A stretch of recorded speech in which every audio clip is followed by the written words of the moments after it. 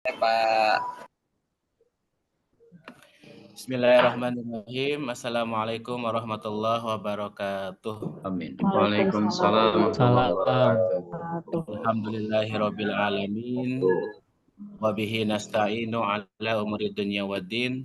Wassalatu wassalamu ala asrafil anbiya'i wal mursalin wa ala alihi wa sahbihi ajmain. Alhamdulillah, yang kami hormati dosen pengampu mata kuliah Rekonstruksi Pemikiran Islam yang terhormat Bapak Dr. Iyad Suryadi MM. Kita doakan semoga beliau senantiasa sehat walafiat. Allah Ta'ala berkahi, Amin. Allah Ta'ala panjangkan umurnya, Allah Ta'ala jaga dengan penjagaan yang terbaik. Amin ya Allah ya Rabbal Alamin. Amin. Dan tak lupa rekan-rekan sekalian, mahasiswa pasca sarjana Magister Pendidikan Agama Islam Universitas Islam Nusantara yang alhamdulillah hari ini sangat luar biasa semangat, mukanya cerah-cerah semua. Semoga Allah Ta'ala memberikan semangat, Allah Ta'ala memberikan kekuatan, dan tak lupa juga Allah Ta'ala memberikan bekal untuk melanjutkan pendidikan untuk jenjang-jenjang selanjutnya. Amin ya. Amin ya Rabbal alamin. Alhamdulillah hari ini kita bisa kembali bertemu di layar maya ini dalam rangka Thawaabul Ilmi. Adapun untuk pemateri hari ini yaitu izin Bapak Egi dan Ibu Nung Herawati.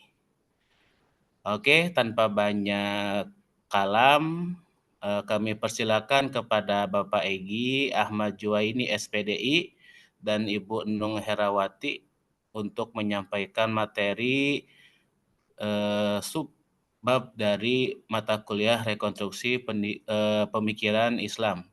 Pada pemateri kami persilakan. Assalamualaikum warahmatullahi wabarakatuh. Hamdan wa syukran lillah ma ba'du. Rabbi shrah li sadri wa yassir li amri wa hlul 'uqdatam min lisani yafqahu qawli. Pertama-tama saya ucapkan terima kasih kepada Pak Awaludin yang sudah membuka presentasi ini. Bapak Dokter selaku dosen ampu yang saya senantiasa hormati dan hikmahi, dan tentunya rekan-rekan semuanya mahasiswa S2 PAI yang saya hormati. Alhamdulillah, puji dan syukur kehadirat Allah Subhanahu wa Ta'ala, di pagi yang cerah ini kita bisa bermuajah walaupun tidak secara langsung, tapi mudah-mudahan tidak mengurangi semangat kita dalam mencari ilmu.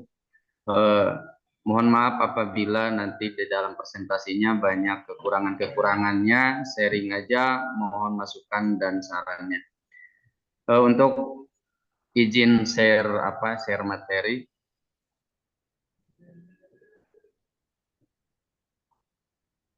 Ya baik, untuk kesempatan ini submaterinya tentang paham Muhammad bin Abdul Wahab yang sering kita kenal dengan paham Salafi Wahabiyah dan Qadianiyah atau Ahmadiyah. Baik, untuk temanya yang pertama yang akan dibahas adalah latar belakang aliran Salafi Wahabi, sejarah berdirinya Salafi Wahabi, dan paham serta ajaran Salafi Wahabi. Yang kedua nanti yang akan disampaikan oleh Ibu Nung yaitu tentang latar belakang Qadianiyah atau Ahmadiyah, sejarah berdirinya Qadianiyah atau Ahmadiyah, paham serta ajaran Ahmadiyah. Baik, untuk latar belakang, akhir-akhir ini marak perkembangan gerakan keagamaan yang disebut sebagai gerakan Salafi. Sering mereka mengklaim bahwa mereka hadir bermaksud menghidupkan kembali ajaran ulama salaf untuk menyelamatkan umat dari amukan dan badai fitnah yang melanda dunia Islam hari ini. Acap kali gerakan ini menegaskan bahwa kelompok yang selain mereka tidak ada jaminan memberikan alternatif. Tidak jarang juga mereka mengklaim bahwa golongan yang selamat yang dinubuatkan oleh Nabi adalah golongan mereka saja. Tentu saja konsekuensi dari klaim ini adalah menafikan kelompok yang lain. Artinya bahwa kelompok mereka yang benar selainnya adalah sesat. Jadi yang benar adalah kelompoknya, di luar kelompoknya adalah sesat. Nah, kalau kita mau berkaca pada sejarah, gerakan Salafi ini sebenarnya bukan gerakan baru. Mereka bermetamorfosis dari gerakan pemurnian ajaran Islam Wahabi yang dikerangka konsep pemikirannya oleh Ibnu Taimiyah yang kemudian dibesarkan oleh muridnya Muhammad bin Abdul Wahab menjadi gerakan Salafi. Metamorfosis ini jelas untuk memperkenalkan ajaran usang dengan pendekatan dan nama baru yaitu aliran Wahabisme. Adapun sejarah berdirinya aliran Wahabi. Wahabi adalah gerakan pembaharuan dan pemurnian Islam yang dipelopori oleh Muhammad bin Abdul Wahab bin Sulaiman At-Tamimi. Itu pada tahun 1115 sampai 1206 Hijriah atau 1703 sampai 1792 Masehi dari Najd, semenanjung Arabia. Istilah Wahabi telah dikenal semasa Ibnu Abdul Wahab hidup, tapi bukan atas inisiatif dirinya melainkan berasal dari lawan-lawannya. Ini berarti istilah Wahabi merupakan bagian dari rangkaian stigma terhadap gerakannya.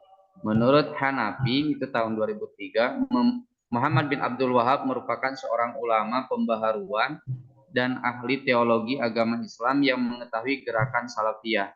Wahabi dianggap sebagai ultra konservatif berbanding Salafi. Ia dianggap sebagai gerakan pembaharuan, bukan suatu mazhab. Beliau memperkenalkan semula undang-undang syariah di semenanjung Arab. Beliau sangat dipengaruhi oleh Ahmad ibnu Hambal dan Ibnu Taimiyah. Selama beberapa bulan beliau merenung dan mengadakan orientasi untuk kemudian mengajarkan paham-pahamnya. Kata Wahabi sendiri diambil dari nama pendirinya Muhammad bin Wahab. Laki-laki ini lahir di Najd di sebuah dusun kecil, Uyaina. Ibnu Abdul Wahab adalah seorang mubalik yang fanatik dan telah menikahi lebih dari 20 wanita, tidak lebih dari 4 pada waktu bersamaan, dan mempunyai 18 orang anak. Kaum Wahabi mengklaim sebagai muslim yang berkiblat pada ajaran Islam yang murni. Mereka sering juga menamakan diri sebagai muwahhidun, yang berarti pendukung ajaran yang memurnikan keesaan Allah atau tauhid. Tetapi mereka juga menyatakan bahwa mereka bukanlah sebuah mazhab atau kelompok aliran Islam baru, tetapi hanya mengikuti seruan dakwah untuk mengimplementasikan ajaran Islam yang paling benar. Adapun paham serta ajaran aliran Wahabi, ada beberapa yang didoktrin atau diajarkan dalam praktek gerakannya ini. Yang pertama, orang yang berusaha memperoleh kasih Tuhannya dengan cara mengunjungi kuburan orang-orang suci bukanlah orang yang bertauhid, tetapi termasuk orang musyrik. Itu menurut ajaran Wahabi. Tidak boleh melakukan qasidah dan melakukan bacaan Al-Quran. Tidak boleh membaca kitab-kitab sholawat seperti Dalail Khairat, Burdah, Diba, Al-Berjanji, dan lain sebagainya. Karena di dalamnya banyak memuji Nabi Muhammad. Tidak boleh mempelajari sifat wajib dan mustahil bagi Allah sebagaimana dalam kitab Kifayatul Awam dan sebagainya. Kubah-kubah di atas kuburan para sahabat Nabi yang berada di Makkah, di Baqi dan Uhud, di Madinah semuanya diruntuhkan. Namun untuk kubah hijau yang disebut Kubatul Khadra, makam Nabi, tidak diruntuhkan karena terlalu banyak protes dari kaum muslim dunia. Kubah besar di atas tanah tempat di mana Nabi Muhammad SAW dilahirkan juga diruntuhkan. Perayaan Maulid Nabi di bulan Rabiul Awal dilarang karena termasuk bid'ah. Perayaan Isra Mi'raj juga dilarang keras. Pergi untuk ziarah ke makam Nabi dilarang. Yang diperbolehkan hanya melakukan sholat di Masjid Nabawi di Madinah. Berdoa menghadap makam Nabi juga dilarang. Tawasul dan lain sebagainya itu dilarang menurut paham aliran Wahabi karena termasuk bid'ah. Adapun ciri khas tokoh ulama Wahabi yaitu pengikut Wahabi hanya mau bertaklid buta pada ulama Wahabi saja. Jadi hanya mau belajar berguru kepada ulama Wahabi, selain daripada itu karena dianggapnya sesat. Kalangan ulama atau tokoh Wahabi Salafi tidak suka atau sangat jarang mengutip pendapat ulama salaf seperti ulama mazhab yang 4 dan yang lain kecuali mazhab Hambali yang merupakan tempat rujukan asal mereka dalam bidang fikih, walaupun tidak mereka akui secara jelas. Di mata ulama Wahabi, perayaan keislaman yang boleh dilakukan hanyalah Hari Raya Idul Fitri dan Idul Adha. Sedangkan perayaan yang lain seperti Maulid, peringatan Isra Mi'raj, peringatan Tahun Baru Islam itu dianggap haram dan bid'ah. Gerakan-gerakan atau organisasi Islam yang di luar Wahabi Salafi atau yang tidak segaris dengan manhaj, aturan standar ideologinya akan mendapatkan label syirik, kufur, atau bid'ah. Semua lulusan Universitas Arab Saudi dan afiliasinya adalah kader Wahabi Salafi sampai terbukti sebaliknya pengikut atau aktivis Wahabi Salafi tidak mau taklid mengikuti pendapat ulama salaf dan khalaf atau kontemporer tapi dengan senang hati taklid kepada pendapat dan fatwa ulama-ulama Wahabi Salafi. Nah, itu sekilas mengenai ajaran atau paham Salafi Wahabi. Untuk materi selanjutnya yakni tentang Qadianiyah atau aliran Ahmadiyah yang akan disampaikan oleh Ibu Nung, padanya kami persilakan. Itu presentasi itu udah semua ya. Mangga Ibu Nung ada?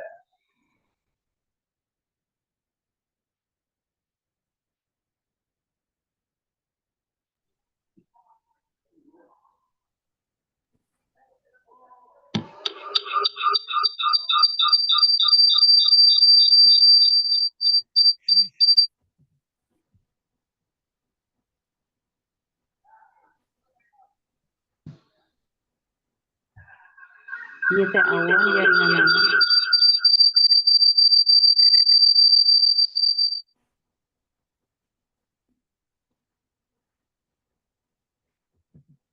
nanti kan mau di live-in ya. Jadi nanti Nata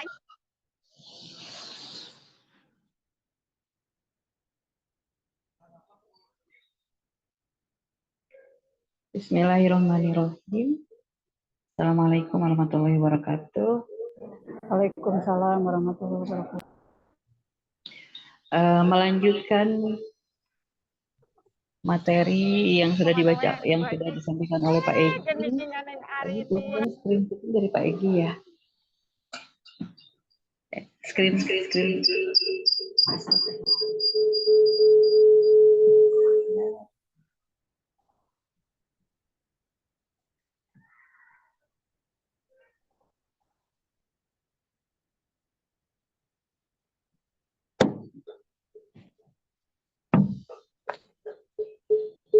nanti ditata sama kalian dari setiap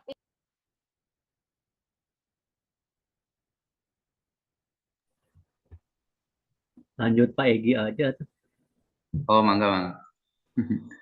Baik, Bu Nung, izin melanjutkan.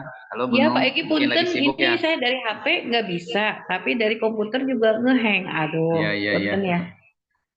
Baik, untuk selanjutnya yaitu tentang paham Qadianiyah atau Ahmadiyah.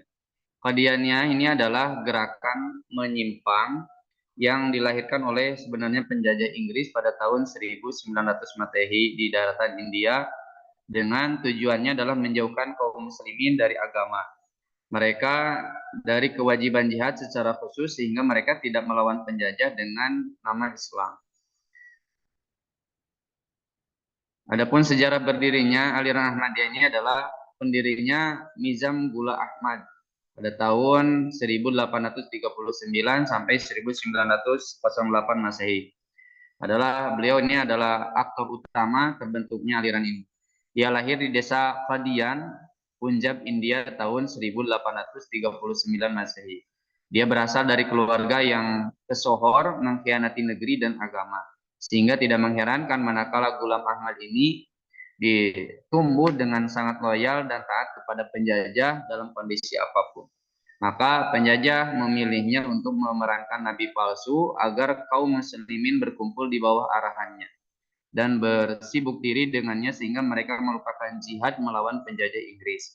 Pemerintah Inggris banyak memberi bantuan kepada mereka sehingga mereka sangat loyal kepadanya. Ghulam Ahmad sendiri terkenal di kalangan para pengikutnya sebagai pecandu narkoba sering sakit-sakitan dan tidak berperasaan.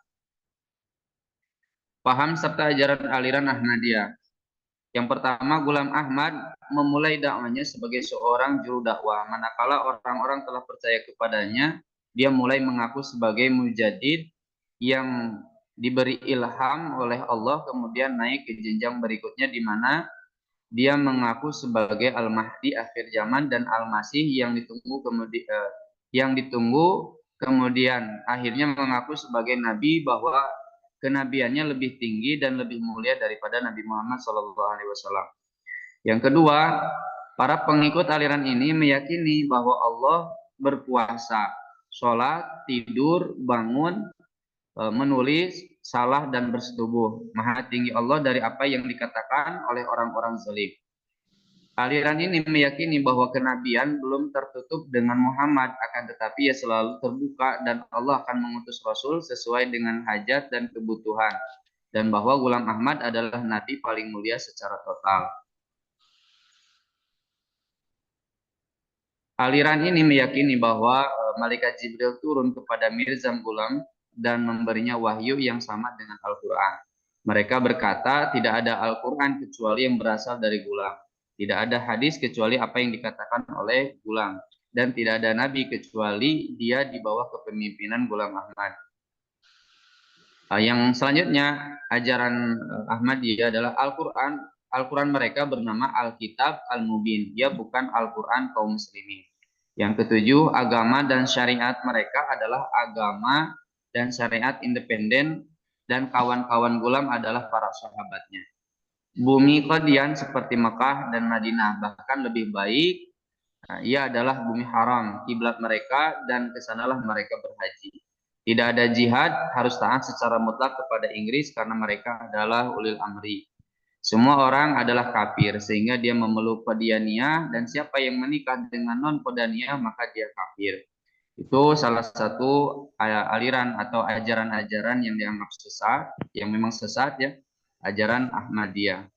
Baik, itu saja mungkin sekilas tentang paham Salafi Wahabi dan paham Ahmadiyah. Untuk selanjutnya, marilah kita berdiskusi melalui pertanyaan-pertanyaan. Barangkali mau ada yang ditanyakan, monggo silakan. Baik, terima kasih untuk pemateri yang telah menyampaikan paparan materinya berupa rekonstruksi pemikiran dari aliran Wahabisme, aliran Wahabi, terus juga Salafi dan juga Ahmadiyah Qadiani, yang alhamdulillah sudah disampaikan dengan luar biasa, cukup baik oleh pemateri, yaitu Bapak Egy dan juga Ibu Nung Herawati.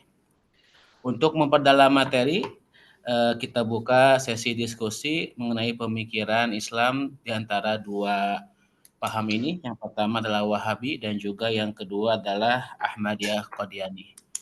Silakan kepada rekan-rekan yang akan mengajukan pertanyaan. Untuk termin pertama kita buka 3 pertanyaan terlebih dahulu. Silakan. Oke, Bapak Sahidin sudah mengacungkan tangan. Silakan Bapak Sahidin, Bapak Indra. Oke. Silakan Bapak Sahidin, ada yang akan ditanyakan, didiskusikan. Bismillahirrahmanirrahim. Assalamualaikum warahmatullahi wabarakatuh. Terima kasih atas waktu yang sudah diberikan. Pak Egy, mohon maaf, untuk makalahnya belum di-share ya di grup ya? Belum Pak, belum. Nanti nyusul. Ya. Pertanyaannya tentang Ahmadiyah. Kan di daerah saya itu, Pak Egy, ada ya sekeluarga yang alirannya itu Ahmadiyah gitu ya. Iya, betul. Yang saya lihat setiap Jumat itu perempuan itu ikut sholat Jumat itu. Yang saya tahu, yang kenapa gitu, apa yang melatar belakangi, mohon penjelasannya bahwa kenapa perempuan itu diharuskan gitu, salah satunya untuk mengikuti sholat Jumat. Itu tentang Ahmadiyahnya. Yang kedua tentang Wahabi. Jadi apa pandangan aliran Wahabi terhadap penggunaan istilah takfir atau kafir, menyatakan seseorang kafir terhadap seorang muslim gitu. Jadi apa pandangan aliran Wahabi terhadap penggunaan istilah takfir atau menyatakan seseorang kafir terhadap seorang muslim. Itu aja yang saya tanyakan. Terima kasih. Assalamualaikum warahmatullahi wabarakatuh. Waalaikumsalam warahmatullahi wabarakatuh. Terima kasih Bapak Sahidin yang telah menyampaikan 2 pertanyaan. Selanjutnya Pak Indra Iskandar, dipersilakan. Ya, bismillah. Assalamualaikum warahmatullahi wabarakatuh. Waalaikumsalam warahmatullahi wabarakatuh. Terima kasih Ustadz Egi sudah menjelaskan tentang Wahabi ya, dan memang saya sedikit penasaran juga tentang Wahabi karena memang Wahabi ini sedang populer ya di Indonesia dan sering disebut-sebut. Nah, bukan pertanyaan sih. Kenapa ya akhir-akhir ini Wahabi ini sering, atau ya benar, Wahabi ini sering dibenturkan dengan ahli sunnah wal jamaah, khususnya dengan Nahdlatul Ulama. Nah, kemudian kalau dari segi kesesatan, apakah sesat Wahabi atau Syiah? Nah, karena akhir-akhir ini yang sering berbenturan itu adalah Wahabi dengan NU ya. Mungkin itu yang pertama. Yang kedua, masalah salaf ya, mungkin saya juga belum terlalu mengerti. Kalau tidak salah, dulu pesantren-pesantren tradisional itu justru disebut sebagai pesantren salafi. Salaf ya. Tapi akhir-akhir ini sepertinya salafi itu konotasinya menjadi sesuatu yang kurang bagus gitu ya. Nah, apakah ada penjelasan dalam hal itu? Terima kasih, Ustaz Pegi. Baik, terima kasih kepada Pak Indra yang telah menyampaikan 3 poin dari makalah tentang Wahabisme dan Ahmadiyah Qadiani. Selanjutnya, 1 orang di termin pertama, silakan. Ya. Langsung jawab, Pak Awal. Satu lagi. Pak. Apakah ada? Ya, 1 lagi Pak. Sambil mencari jawaban. Oke,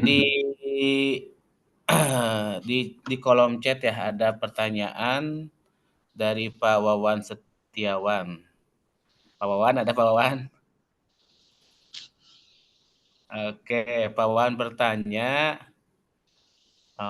tentang konsep bid'ah ya. Salafi Wahabi terkenal dengan kalimat bid'atun dolalahnya itu. Mohon penjelasannya, apa yang melatar belakangi aliran ini memberikan cap bid'ah terhadap acara-acara peringatan keagamaan yang ada di Indonesia. Dari Pak Wawan. Oke, Pak Egi, sudah cukup 3 pertanyaan dari Pak Sahidin, Pak Indra, dan juga Pak Wawan. Dipersilakan kepada Pak Egi dan Ibu Nung untuk merespon dari pertanyaan tersebut. Baik, izin menjawab, tapi mohon maaf apabila keliru. Ini diskusi, silakan mungkin ada teman-teman yang Pak Tarjo, Pak Awal yang luar biasa dalam ilmunya, Pak Ferry dan lain sebagainya. Untuk pertanyaan pertama dari Pak Sahid yang mengenai tadi, ada sekelompok perempuan yang dia ikut sholat Jumat gitu ya, Pak Said, hukumnya apa gitu maksudnya? Ya, yang melatar belakanginya Pak.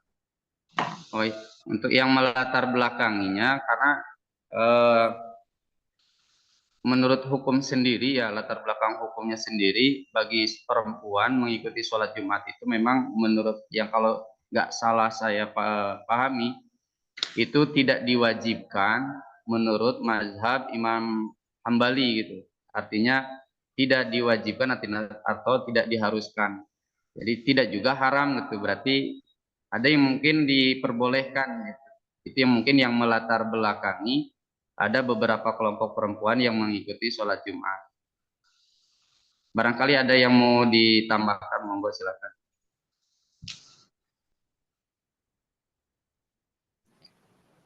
Boleh menambahkan, Pak Egi? Mangga, Pak Ferry. Bismillahirrahmanirrahim. Assalamualaikum warahmatullahi wabarakatuh. Menambahkan berkenaan dengan mengapa orang-orang Ahmadiyah itu mewajibkan perempuan untuk melaksanakan ibadah sholat Jumat. kebetulan saya tuh dulu tuh waktu di UIN Bandung itu semester akhir itu ngekos di yang kebetulan itu punya orang Ahmadiyah gitu. Bahkan gencar beliau yang punya kosan itu mengajak saya untuk mengikuti ajarannya. Wah, buku saya dikasih. Bahkan apa namanya? Materi pun dikasih. Tapi alhamdulillah saya tetap di dalam ahli sunnah wal jamaah. Sebetulnya yang melatar belakangi kewajiban melaksanakan sholat Jumat bagi perempuan di kalangan Ahmadiyah itu mereka berpendapat bahwa tidak ada bedanya antara laki-laki dan perempuan. Jadi laki-laki dan perempuan itu sama. Jadi harus dan wajib melaksanakan ibadah sholat Jumat seperti itu. Sementara yang kita tahu bahwa disyariatkan yang melaksanakan sholat Jumat itu hanyalah untuk laki-laki saja yang kita pahami, dan memang semua imam madhab juga begitu, mengatakan bahwa hanya laki-laki saja yang wajib melaksanakan sholat Jumat. Tapi untuk perempuan mubah, boleh kalau misalkan ingin mengikuti kegiatan sholat Jumat, tapi hukumnya tidak sampai wajib seperti itu ya, tidak wajib. Kemudian bagi perempuan sebagai pengganti sholat Jumat itu adalah melaksanakan sholat zuhur di rumahnya masing-masing, dan itulah yang terbaik. Dan perempuan akan mendapatkan pahala yang sama dengan melaksanakan sholat zuhur tersebut. Nah, begitu mungkin yang saya pahami dari kenapa sih orang Ahmadiyah itu ataupun juga di Ahmadiyah itu perempuan itu wajib mengikuti kegiatan sholat Jumat. Itu mungkin sedikit ilmu yang saya ketahui. Terima kasih. Terima kasih Pak Peri, hatur nuhun tambahan ilmunya. Tadi Pak Said pertanyaan keduanya apa Pak Said? Lupa lagi. Yang kedua tentang ini Pak, konsep takfiri. Jadi kerap kali golongan Wahabi itu mencap takfiri terhadap orang yang tidak sesuai dengan pandangan dari aliran Wahabi. Betul ya Pak Sahidin ya? Terima kasih. Gitu ya. Baik, yang mendasari bahwa kenapa golongan Wahabi ini suka mengkafir-kafirkan, karena menurut ajaran mereka bahwa yang benar adalah mereka. Di luar daripada golongan mereka bid'ah, sesat, kafir. Itu menurut mereka. Kullu bid'atin dolalah, karena setiap bid'ah teh dolalah, sesat, dan hadituna kafir. Itu menurut paham Wahabi. Sehingga kalau ada ibadah-ibadah atau perbuatan-perbuatan yang tidak ada yang berasal dari Nabi, itu dikatakan bid'ah, sesat, dan kafir. Seperti berziarah ke kuburan, menurut paham mereka seolah-olah menyembah atau meminta kepada yang dikuburnya, menurut paham Wahabi, sehingga dikatakan sesat dan kafir. Itu mungkin Pak Sahid.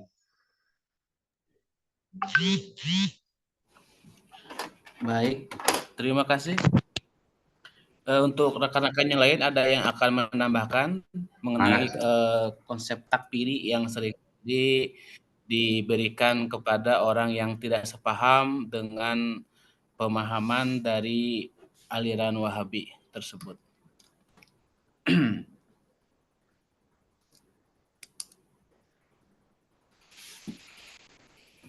Oke, kalau bisa saya menambahkan ya tentang takfiri ini. Enggak. Ini fenomena yang sangat luar biasa yang bisa saya rasakan. Seringkali justru yang memberikan cap takfiri itu memang bukan orang yang mempunyai kualifikasi yang berhak memberikan konsep takfir tersebut. Jadi justru sekarang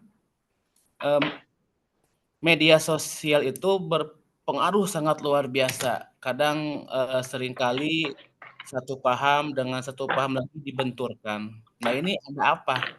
Apakah mungkin ada pihak ketiga yang sengaja untuk membuat kisruh kehidupan beragama di Indonesia? Kalau sebelum adanya media sosial, itu sangat tidak terasa sekali walaupun memang Wahabi itu sudah lama di Indonesia dengan beberapa gerakannya, tetapi dengan adanya media sosial, ini mungkin dampak negatif dari media sosial yang sangat luar biasa berupa TikTok, berupa IG, Twitter. Nah, ini yang seringkali dibentur-benturkan.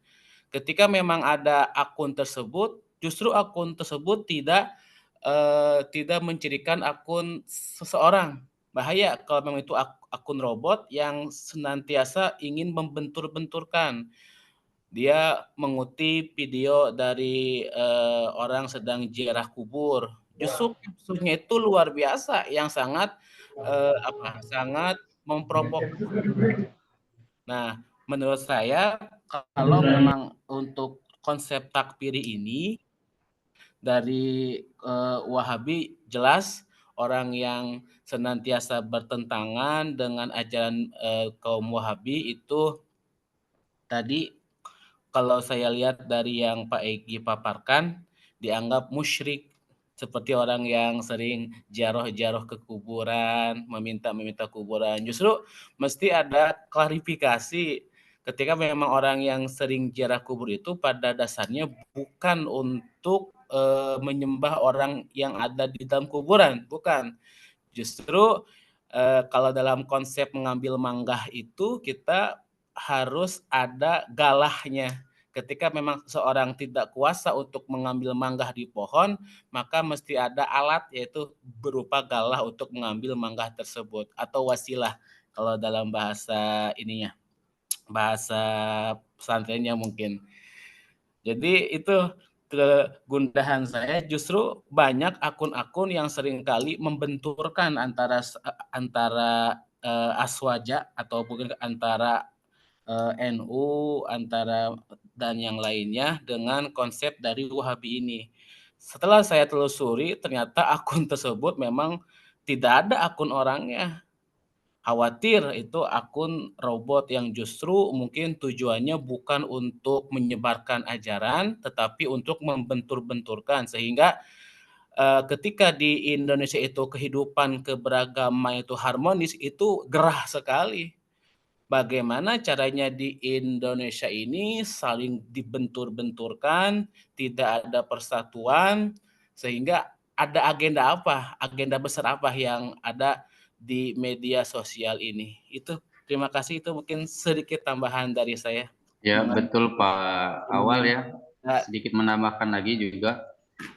Memang kalau dilihat dari latar belakangnya Wahabi juga ini tidak terlepas daripada campur tangan Inggris ya kalau nggak salah saya baca, dan juga ini atas kerjasama dulu dan awal mula terbentuknya kerajaan Arab Saudi. Jadi zaman dulu antara Wahabi ini Muhammad bin Ibnu Wahab ini bekerja sama dengan kalau nggak salah Ahmad Saud gitu ya yang menjadi raja pertama di Arab Saudi, sehingga disokong terus didukung dengan balasan paham Wahabi ini disebarkan oleh kerajaan orang Arab. Dan memang dari latar belakang orang-orang Ahmad Saud ini kalau nggak salah keturunannya daripada keturunan Yahudi. Jadi membenturkan agama Islam, menghancurkan agama Islam, meruntuhkan warisan-warisan Nabi Shallallahu Alaihi Wasallam, termasuk membunuh daripada keturunan-keturunan Nabi. Jadi bisa saja aliran-aliran Wahabi ini datang ke Indonesia untuk membenturkan antara kita sesama umat Islam, menghancurkan kita umat Islam, seperti yang terjadi pada zaman dahulu di Arab gitu ya. Mereka saling membunuh, saling berperang lah antar sesama umat Islam. Oke, terima kasih Pak Awal masukannya. Pak Said gimana? Barangkali ada yang disanggah atau gimana? Sudah jelas Pak, makasih. Satu nuhun. Mangga barangkali ada yang mau ditanyakan, menambahkan lagi Pak Ferry. Mungkin sedikit menambahkan kembali Pak ya. Mangga Pak Ferry. Apa sering terjadi bentrokan gitu. Jadi yang sering berbenturan itu antara Salafi Wahabi dengan NU Nahdlatul Ulama. Setidaknya ada 3 penyebab ini yang menyebabkan suka bentrok gitu antara NU dan Salafi Wahabi. Yang pertama adalah berkenaan dengan bedanya di dalam menginterpretasikan Islam. Yang mana kalau misalkan Wahabi itu lebih kepada terhadap konservatif. Jadi mereka itu menganggap bahwa penting untuk kembali kepada ajaran Islam salafi gitu. Salaf dulu gitu, orang-orang salaf dulu.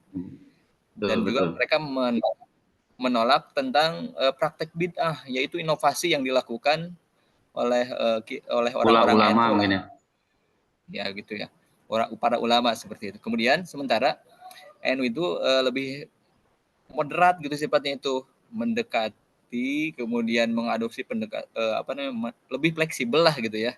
Jadi nggak kaku seperti itu. Itu yang pertama. Kemudian yang kedua, perbedaan berkenaan dengan pemahaman terhadap bid'ah ya. Kalau misalkan di Wahabi itu bid'ah itu yang namanya bid'ah itu adalah sesuatu yang tidak boleh dilakukan.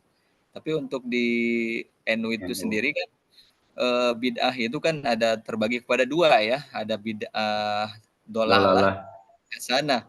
Termasuk juga kan kodifikasi Al-Qur'an itu merupakan bid'ah yang hasanah, kenikmatan yang bisa kita rasakan pada saat ini. Itu menurut saya. Kemudian yang ketiga adalah perbedaan di dalam praktik keagamaan. Ya, kalau misalkan saya katakan tadi, kalau misalkan di Salafi Wahabi itu mereka itu kaku, harus misalkan kan netral. Ya harus, kalau misalkan sudah seperti itu terus. Kalau di NU itu kan lebih kepada fleksibel.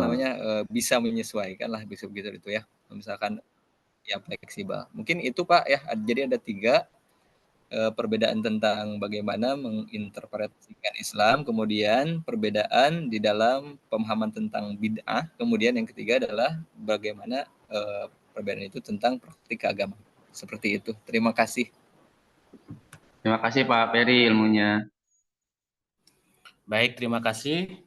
Selanjutnya dari Pak Indra ada 3 poin. Yang pertama, ini mungkin tadi sudah disinggung ya Pak, tentang Wahabi sering dibenturkan dengan ajaran Aswaja. Terus yang kedua juga kesesatan ya, antara seringkali dibenturkan antara Wahabi dengan Nahdlatul Ulama. Terus yang poin ketiga ini yang belum kita diskusikan mengenai konsep salafi, konsep salaf, dan juga konsep salafiyah. Itu yang seringkali memang ada di masyarakat. Apa sih perbedaannya antara salafiyah, antara salafi, antara juga salaf?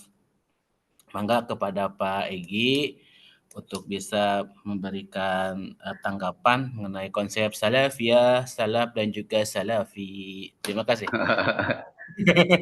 Aduh, konsep salafi dengan salafiyah gitu. Ya, orang-orang salafi Wahabi ini kan mengklaim bahwa mereka adalah orang-orang atau kaum yang mengikuti aliran ajaran-ajaran ulama salaf, yaitu kurun salaf itu kan yang sejaman dengan para tabiin atau zaman setelah tabiin gitu ya kalau nggak salah. Setelah itu, setelah salaf ada ulama khalaf gitu kalau nggak salah gitu ya. Nah, jadi menurut mereka salafi itu adalah orang yang tadi teh ya secara menurut Pak Peri teh memurnikan ajaran Islam gitu, kembali kepada ajaran tauhid. Nah, menurut mereka yaitu disebut orang-orang salafi gitu. Adapun salafiyah seperti pesantren-pesantren ortodok ya zaman sekarang juga disebutnya pesantren salafiyah, yaitu ajaran yang memang sejalan dengan ulama-ulama salaf atau amaliyah-amaliyahnya sejalan dengan ulama-ulama salaf seperti Bukhari Muslim apa termasuknya tabiin atau salaf itu ya. 4 mazhab ini kalau nggak salah Pak Awal termasuknya ulama salaf atau tabiin? Coba ada yang bisa jawab gak? Kalau jauh ya. Jauh. Yang Imam Anas bin Malik ya, Malik bin Anas ya, Imam Malik itu yang paling pertama Itu Yang paling pertama di kalangan ulama apa? kalau nggak salah itu generasi tabiin atau tabiin. Ya, Ya, pokoknya mungkin nanti Itu di bisa zamannya Umayyah atau Abbasiyah kalau tidak salah. siap. Kalau Imam Bukhari, kalau Ya, Bukhari. Abbasiyah ya. ya masuknya kepada tabiin atau ulama salaf gitu. Jadi kalau nggak salah konsep salafiyah ini, kenapa Beliau pesantren sudah ulama khalaf, kalau Imam Bukhari itu udah mutakhirin. mutaakhirin berarti ya. Jadi kalau nggak salah saya ya, nanti kalau salah mohon diluruskan Pak dosen ya. Jadi konsep salafiyah ini adalah ulama atau kita yang melakukan atau yang bersanadkan ilmu kepada ulama-ulama salaf. Nah, namanya salafiyah. Tapi orang salafi ini hanya saja mereka mengklaim aja, itu mengklaim. Padahal pada nyatanya ajaran mereka, paham mereka itu bertolak belakang dengan ulama salaf. Hanya saja mereka mengaku sebagai salafi. Itu kalau kurang apa ya, kurang lebihnya seperti itu. Barangkali ada yang mau menambahkan supaya lebih jelas, Bang. Baik, terima kasih. Mungkin Pak Fuad Asari akan menambahkan tentang konsep salaf, salafi, dan juga salafiyah. Saya mau bertanya Pak Ustadz Allah. Tanya. Ini can beres, Pak Indra, can puas. Iya, mau bertanya. Mana Pak Indra? Tapi kalau apa namanya menambahkan terkait masalah salaf itu ya. Baik, siap. Ya, kalau yang dimaksud dengan salaf yang saya tahu itu, yang dimaksud salaf itu ya para sahabat. Gitu. Jadi kalau tabi'in itu atba'us salaf disebutnya pengikut salaf gitu. Tabi'in juga, tabi'ut tabi'in ya mereka para pengikut salaf. Jadi yang disebut salaf itu sahabat Nabi SAW. Nah, orang-orang yang menisbatkan itu yang makanya disebut salafi atau salafiyah. Nah, makanya pesantren-pesantren kita biasanya apa namanya di tradisional ya, di kampung kurang jelas itu, ini.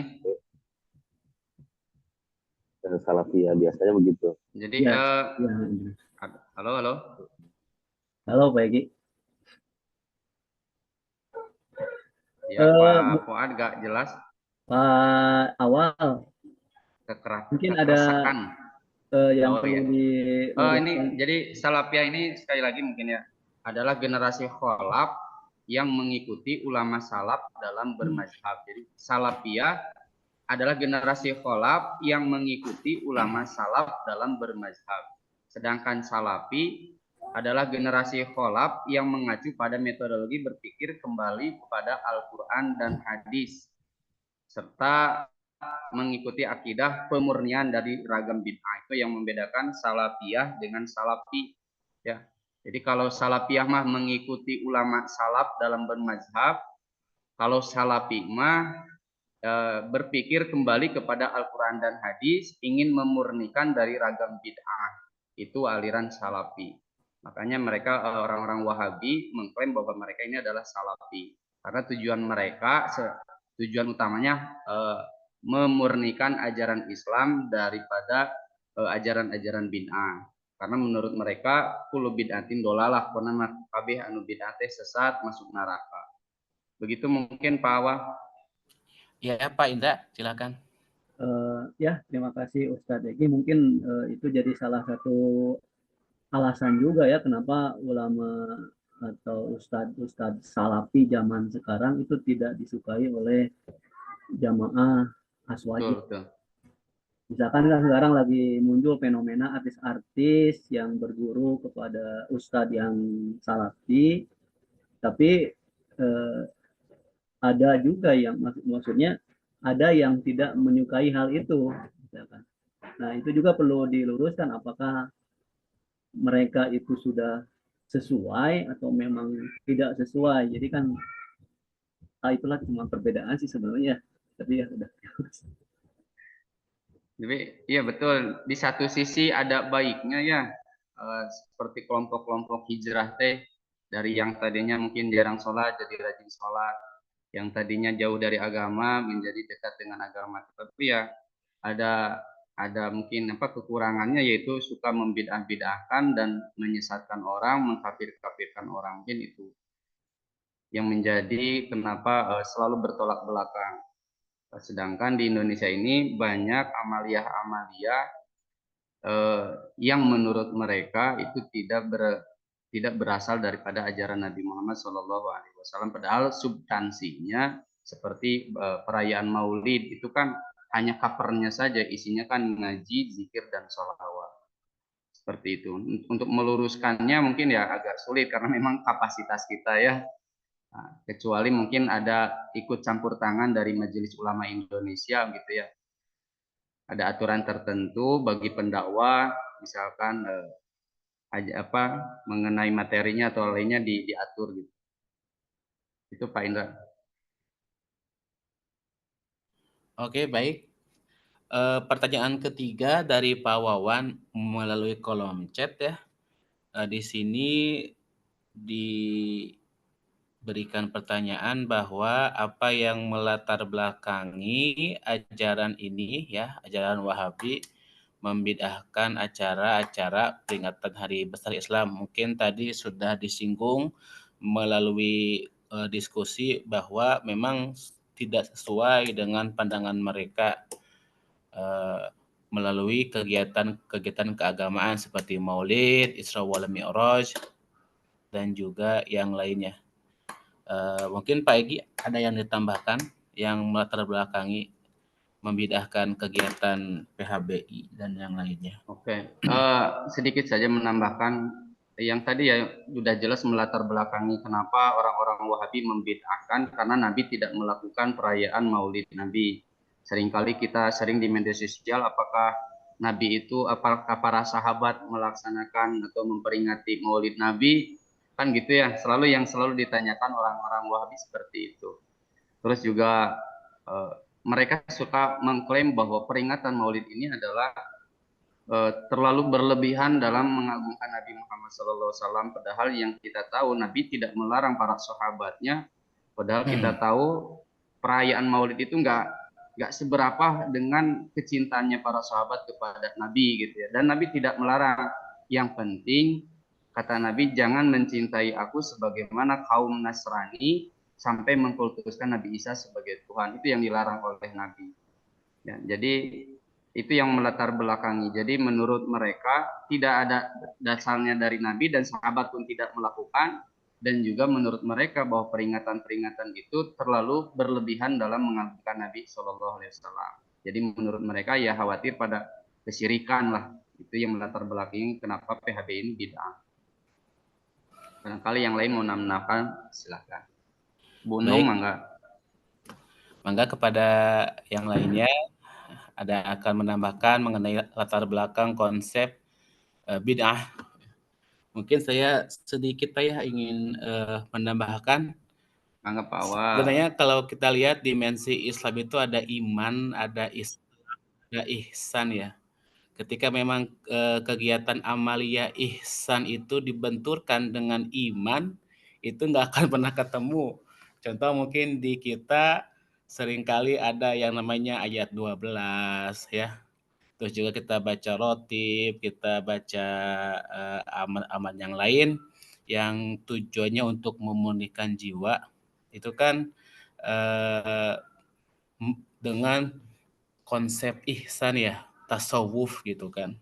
Ketika konsep ihsan tasawuf tersebut dibenturkan dengan konsep tauhid yang muaranya kepada kemusyrikan, itu nggak akan pernah ketemu sampai kapanpun, abad dan abidin mungkin. Maka untuk menjawab pertanyaan permasalahan ketauhidan, ya justru itu ruang lingkupnya tauhid. Nah, untuk konsep tasawuf ya, untuk ihsan itu dijawab juga dengan konsep ihsan. Nah, itu sangat teringat dengan dulu dosen di S1 bahwa ada 3 dimensi, masing-masing itu punya ruang yang berbeda antara iman, ihsan, dan juga Islam. Ketika memang praktek-praktek tasawuf tersebut yang kita punya bermadzhab kepada Syekh Abdul Qadir Al-Jilani itu dibenturkan dengan konsep tauhid dan memang ruangannya berbeda sampai kapanpun tidak akan pernah selesai. Itu. Terima kasih. Siap, awal, nuhun. Kan kalau dulu makan orang tua dulu orang lagi sakit panas, punten mama ajengan minta cai dibacakan kan ayat Quran. Mungkin itu kan secara ilmu tauhid, wah itu mah meminta kepada manusia itu kan. Tapi kalau dari segi ajaran tasawuf itu kan ada ayat 12, ayat 7 yang kita baca sebagai wasilah. Nah, itu kan ketika intinya kepada kemusyrikan ataupun itu udah mau ketemu sampai kapanpun. Terima kasih. Oke, selanjutnya itu dari masih dibuka ya. Kepada yang lain ada yang akan bertanya? Iya, Pak Ustad. Mau bertanya, Pak Ustad? Iya, Pak Fuad. Lanjut. Ya, ya, Assalamualaikum warahmatullahi wabarakatuh. Assalamualaikum warahmatullahi wabarakatuh. Alhamdulillah ya patut kita syukuri kita hidup di Indonesia. Indonesia itu memiliki keberagaman ya dan kestabilan gitu. Sampai datangnya para pengkhianat, para provokasi gitu ya. Itu yang terjadi memang betul yang disampaikan oleh Pak Ustadz awal. Karena saya sendiri itu hidup di di tempat yang amaliyahnya beragam. Ya, saya tetangga dengan Persatuan, guru saya di SMA itu Muhammadiyah. Tapi kalau pulang kakak bong gitu Ustadz ya. Ya, ngalau gitu ya. Jadi memang kita hidup berdampingan dan memang aman, tidak ada sebagaimana sensitifnya sekarang gitu ya. Bahkan kalau kita lihat dari sejak dulu pembahasan mengenai bid'ah itu, saya lebih banyak dengar dari teman-teman dari Persis gitu ya, galak luar biasa gitu. Nah, justru kita yang ngaji kitab kuning itu kadang-kadang nggak terlalu juga dibahas masalah sunnah, masalah bid'ah, padahal itu ada dalam I'anatul Talibin, ada dalam kitab Riyadhus Shalihin, ada kitab Arba'in Nawawi gitu ya.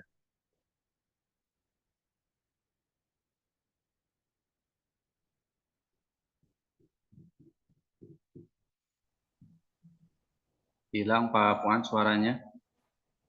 Mana Abah? Ahlus Sunnah ataupun Salafi gitu ya. Kedengar nggak suaranya? Lup Pak. Ada Pak. Ya, tar.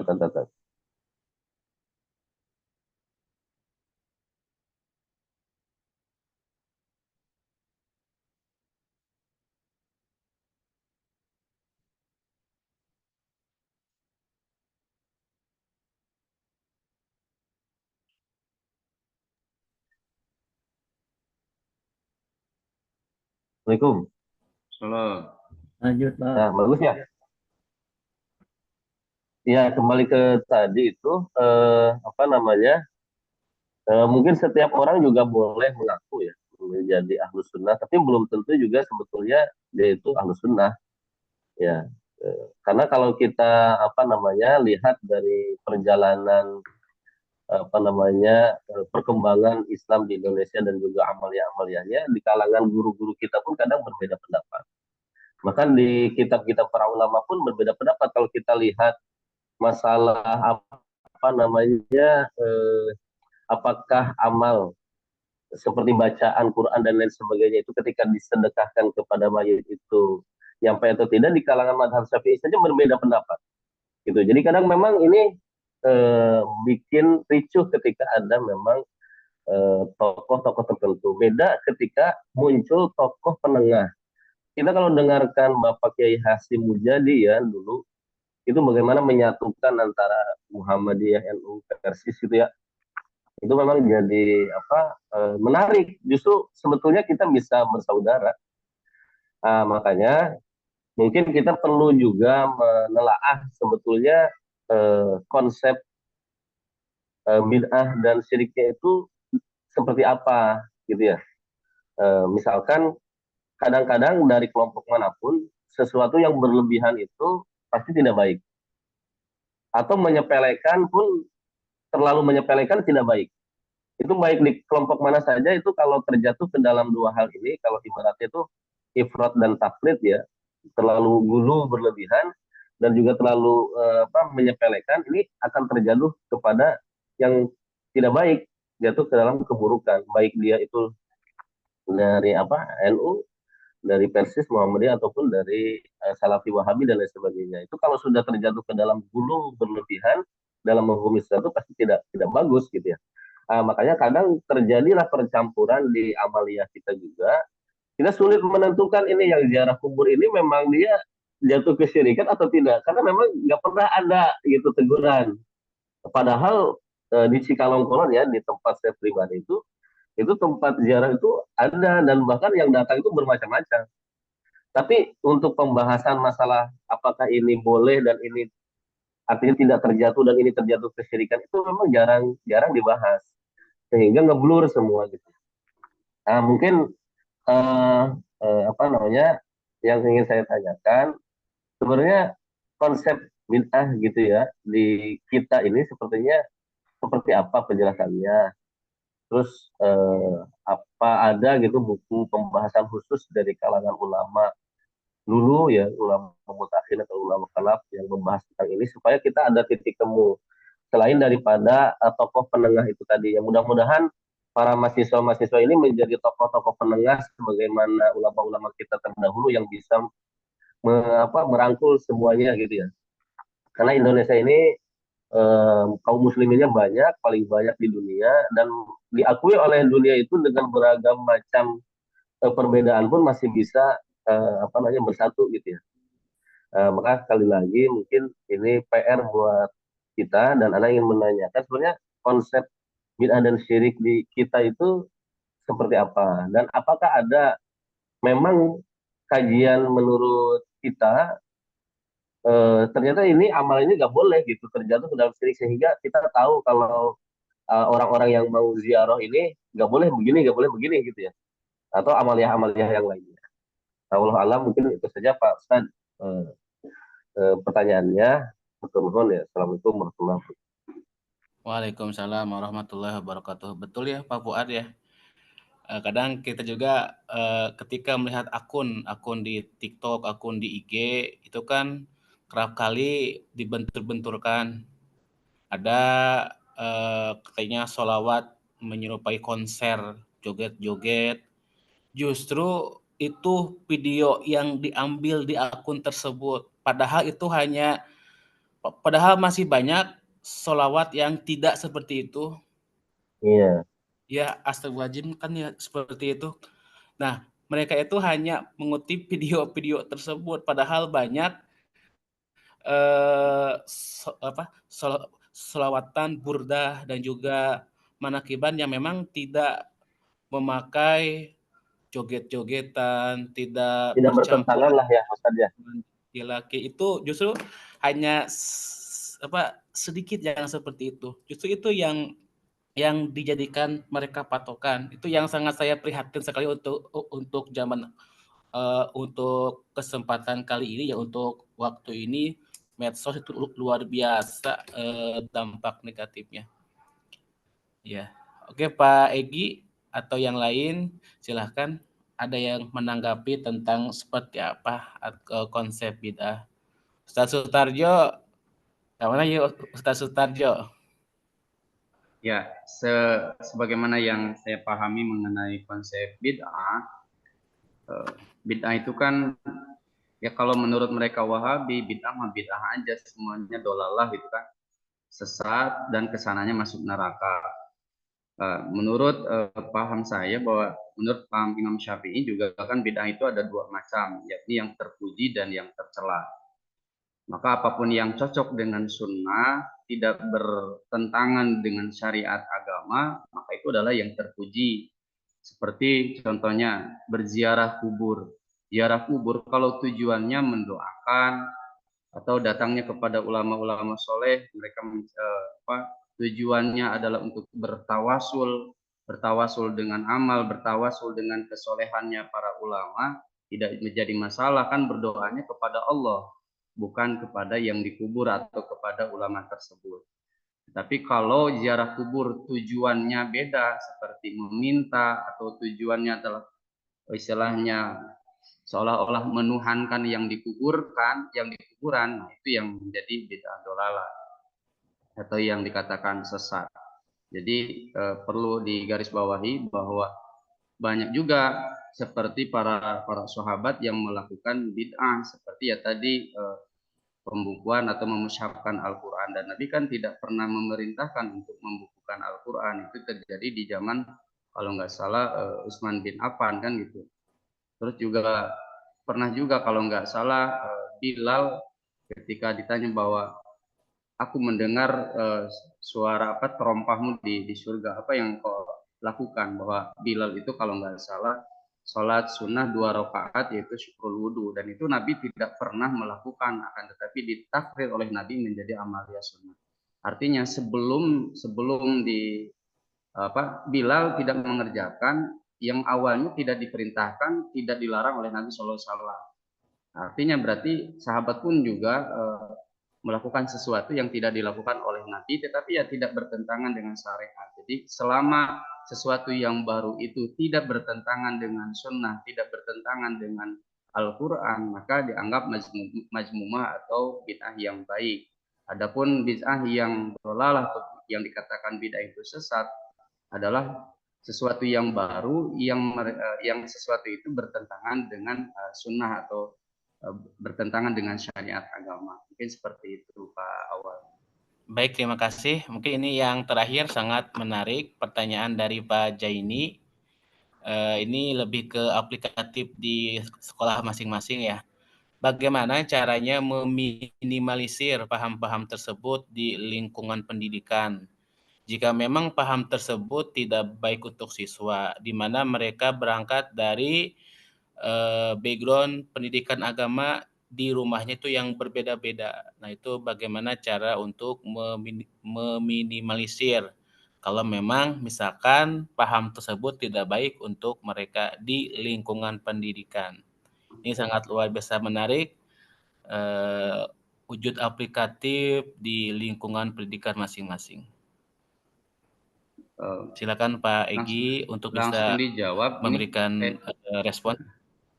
Baik, meminimalisir paham Wahabi di lingkungan sekolah pendidikan, karena memang benar ya, pendidikan agama anak-anak itu dengan latar belakang yang berbeda, ya, sesuai dengan amaliyah-amaliyah di rumahnya, atau memang mereka pondok-pondok pesantren yang memang kadang-kadang berbeda di dalam masalah paham. Kalau yang sudah saya laksanakan di sekolah, karena memang pernah terjadi gitu ya, ada salah satu siswa setiap hari Jumat dia izin keluar gitu ya, karena menurut dia bahwa sholatan yang sah itu hanya di masjidnya gitu. Sedangkan sholat di luar masjidnya itu tidak sah. Nah, itu cara meminimalisirnya adalah diajak dialog.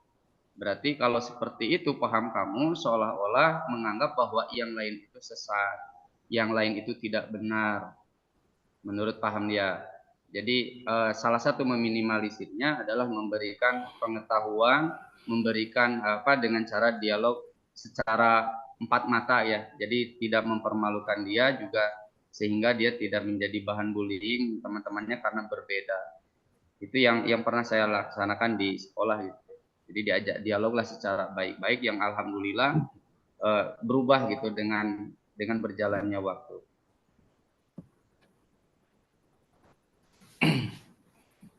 Ya, terima kasih.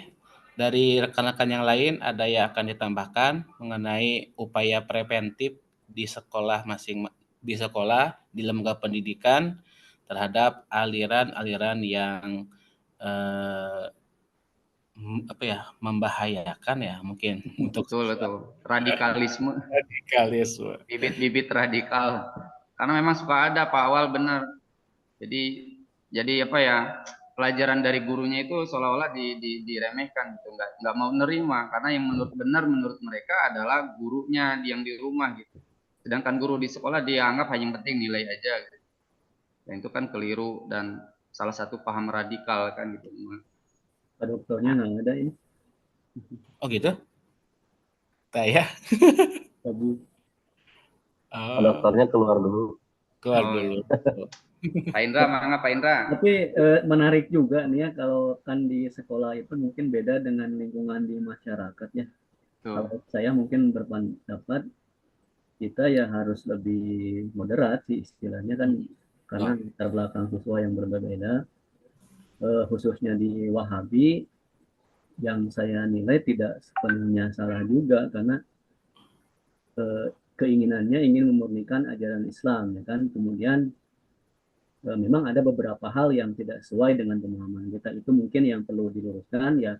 Yang benarnya kita katakan benar, yang salahnya itu mungkin yang kita luruskan. Betul. Kemudian yang kedua, masalah tadi Pak Awal menarik juga masalah sholawat ya. Kita juga mungkin tidak juga menutup diri kalau memang ada bid'ah hasanah yang berlebihan, misalkan seperti joget-joget dan sebagainya ya. Kita juga harus mengakui bahwa itu sesuatu yang tidak baik, ya, sesuatu yang tidak baik yang tidak boleh diikuti. Mungkin itu ya pendapat saya. Terima kasih. Baik, terima kasih. Yang lain, rekan-rekan yang lain, silakan. Masih ada waktu sekitar 30 menit maksimal yang akan dosen 30 sedikit menambahkan ya Pak Ustadz Awal. Silakan. Iya, kan. Memang menarik nih, betul kata Pak Ustadz Indra ini. Kita kan memang sekarang ini ranahnya ranah ijtihad ya. Hampir rata-rata kan ijtihadi ya. Semua apa namanya berupaya dengan keras. Apakah amalan ini mulai bertenang atau tidak, sehingga muncullah apa ijtihad amalan-amalan baru yang berawal dari apa namanya hasil pemahaman dan hasil penelitian ya para ulama. Berbeda memang sebagaimana yang dikasuskan sama Pak Ustadz Egi itu tadi ya. Kalau di zaman Nabi itu memang ada para sahabat yang berijtihad bahkan mengamalkan amalan yang belum Nabi perintahkan. Tapi enaknya di zaman Nabi kan Nabinya masih ada gitu ya.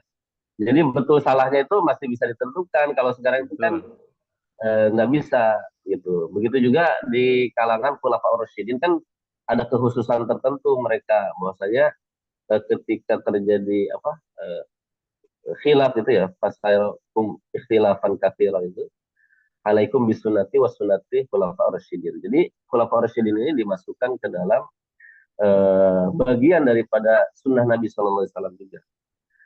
Sehingga amal yang dikerjakan oleh mereka itu terikat dengan adanya dalil gitu ya. Berbeda dengan kita ini sekarang, apakah ijtihad ini kita memang ada dasarnya, ada dalilnya dan sebagainya, berarti insya Allah bisa dikerjakan. Tapi kalau misalkan tidak ada, ya berarti terputus gitu aja mungkin ya. Karena memang kita tidak ada lagi sosok Nabi kecuali amaliyah kita itu bisa ditimbang sesuai dengan apa namanya Al-Quran dan Sunnah dan penjelasan para ulama. Ya, makanya dari sini kita iri gitu ya dengan para sahabat ini hidup dengan sosok Nabi ya Rasulullah, yang mana di situ turun ayat, turun hadis yang kehidupannya itu betul-betul dijaga. Kalau benar bisa dilaksanakan, kalau salah dihentikan. Seperti halnya ada sahabat yang berijtihad ketika dia harus mandi besar ya, harus mandi besar sedangkan air tidak ada, atau ada yang harus mandi besar tapi kondisinya berdarah gitu ya, luka-luka, sehingga dia bertanya kepada sahabat yang lainnya, tidak bertanya kepada Nabi apa yang harus dilakukan. Ya dia harus mandi tanah gitu, guling-guling. Akhirnya sahabat itu guling-guling tanah. Sampailah berita itu kepada Nabi SAW, dan ternyata ditegur tidak boleh seperti itu. Ya kalau memang tidak ada air, cukup dengan tayamum. Artinya memang ada ranah-ranah ijtihad di kalangan para sahabat pun yang bahkan mungkin belum ada perintahnya dari Nabi SAW, tapi enaknya mereka itu ya ada pemutus ya Rasulullah SAW. Nah makanya mungkin kita yang jauh daripada masa kenabian ini penting kiranya kita harus memastikan gitu ya. Dan kita tidak menutup diri, betul kata Pak Sarindra, kalau memang ada kekeliruan-kekeliruan, bahkan kata Buya Yahya saja, kadang kalau beliau ditanya masalah jenggot, ya masalah celana itu, beliau kadang-kadang marah gitu ya. Itu kan udah jelas ada hadisnya, nggak usah diperselisihkan gitu ya. Jadi kadang memang kita juga sering sekali sensitif gitu ya. ketika ada yang bertanya masalah itu, padahal kalau memang betul-betul itu sunnah, kenapa jadi masalah? Itu kadang-kadang nasihat dari Buya Yahya gitu. Nah, makanya memang penting cendekiawan-cendekiawan baru yang mahasiswa-mahasiswa yang nanti jadi ulama cendekiawan di masa yang akan datang itu jadi moderat dan memang jadi tokoh penengah bagi setiap permasalahan yang ada, sehingga semua biasanya kalau sudah ada penengah itu baik yang keliru pun bisa menerima gitu ya. Ya, yang salah itu kalau dibenerin bisa nerima gitu. Kalau kalau dari pihak lain itu biasanya jangan, ya itu susah susah nerima. Makanya memang perlu ada orang yang jadi penengah untuk menasehati kedua belah pihak. Kalau memang itu salah, insya Allah pasti keduanya nerima. Ya mungkin itu tambahannya ya pesan ya. Ya, Terima kasih. Ya, Pak Muhammad, atur nuhun. Nuhun.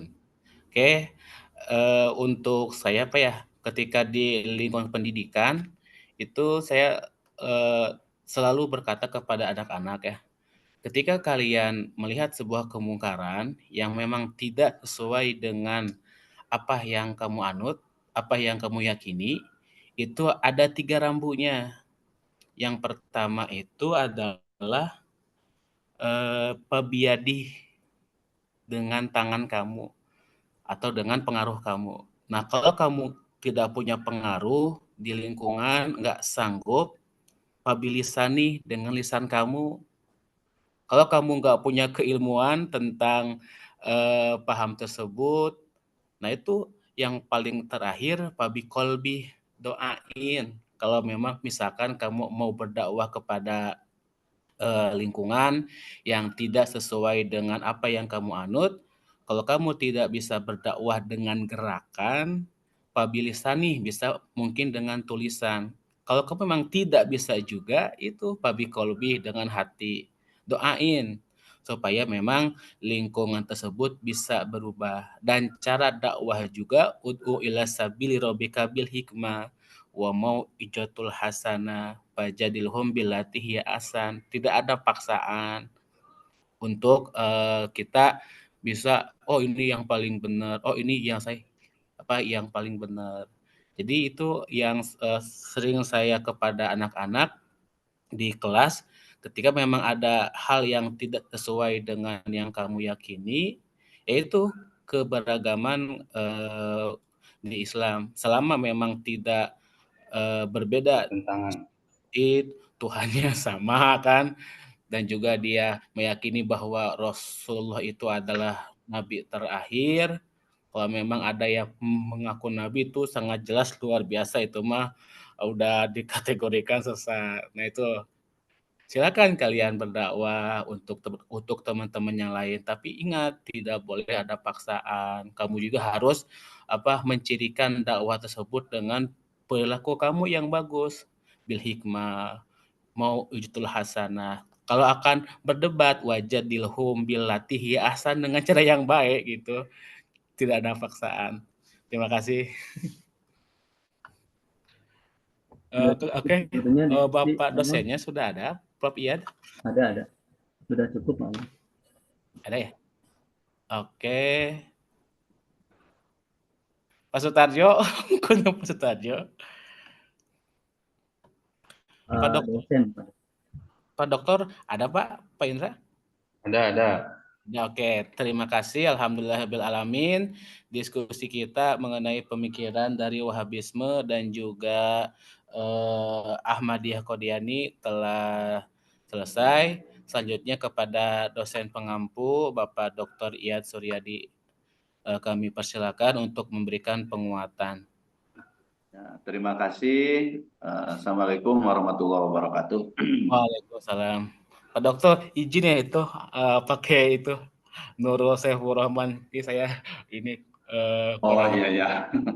Ini barusan ini laptopnya agak mati sebentar, tapi ya udahlah, pakai laptop yang ada nih yang anak-anak gitu. Jadi ganti laptop, ganti nama ini. Diskusi tentang berbicara Wahabi, termasuk di dalamnya tadi Ahmadiyah, dan tentunya ini merupakan satu permasalahan yang sering muncul di kita ini. Semakin kesini itu kan semakin banyak aliran-aliran, bahkan sering juga mayoritas umat Islam itu terjebak kepada yang sifatnya pemahaman-pemahaman yang formal, mengabaikan yang realitasnya begitu. Jadi melihat sesuatu itu lebih kepada yang formalitasnya, tetapi realitas atau substansinya kadang-kadang tidak tersentuh. Bahkan ketika tadi kita berbicara, ini mohon maaf sampai jam berapa ya? 9:30 Pak Dokter. 9.30 Pak.